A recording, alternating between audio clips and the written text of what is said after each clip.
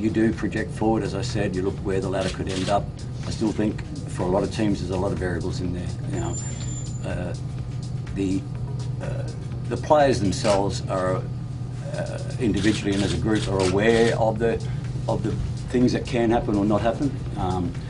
The important thing is not to get hijacked by what ifs. You've got to deal with the things you have to do in front of you here and now, and that's what we're trying to focus on. And that's how I try to build their mindset. But it's obvious.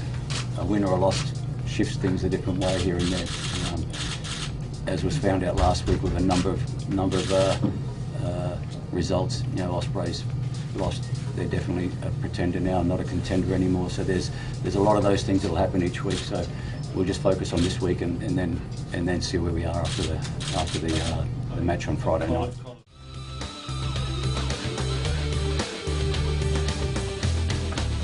Everyone knows their injuries. You know, we've lost a lot of power in our forwards right throughout the year. We've lost, you know, Jared Payne's played probably 3 times as many games for Ireland than he has for Ulster at this stage. We know all those things. What we've tried to do is focus on the players that we've had. You know, they're our solutions, the only solutions we have. I do know that what we've had to go through in terms of the injuries, the players that have been exposed and had to stand up and have stood up well at times, and have also been, you know, given some really good life lessons or rugby lessons. That'll come to us later on. It will, and we have to trust that it will. The minute we give up on that and just lean on that, we're lost too. We've got to stay strong with that. But to lose Nick and lose Alan, you know, 2 powerful players for us, you know, it is a blow. But you know, this week we've got Rory back, which is great. Trimby's back on the in the mix.